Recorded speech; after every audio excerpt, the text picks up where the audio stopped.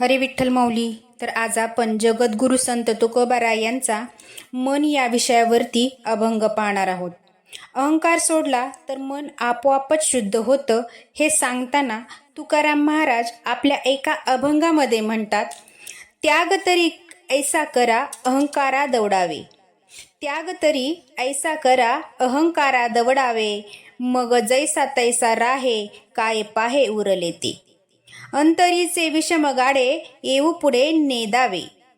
अंतरीचे विषमगाडे येऊ पुढे नेदावे, तुका म्हणे शुद्ध मन समाधान पाहिजे.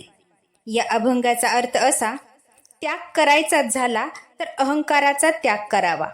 अहंकार टाकून दिल्यानंतर मनाची जी निर्विकार स्थिती असेल तिच्यामध्ये स्थिरपणानं राहावं. त्यानंतर आपल्या आत डोकावून पाहावं. आणखी काही अनिष्ट आपल्या आत उरलं आहे का ते तपासून घ्यावं. आपल्या आत जे काही घट्टपणानं रुजलेलं वाईट साईट असतं त्याला पुढं येऊ देऊ नये, पाठबळ देऊ नये, वाढू देऊ नये. उलट ते दूर करावं. माणसानं मन शुद्ध ठेवून समाधानी राहिलं पाहिजे.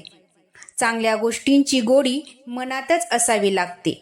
नुसत्या वस्तू महत्त्वाच्या नाहीत तर भावनाही महत्त्वाच्या आहेत.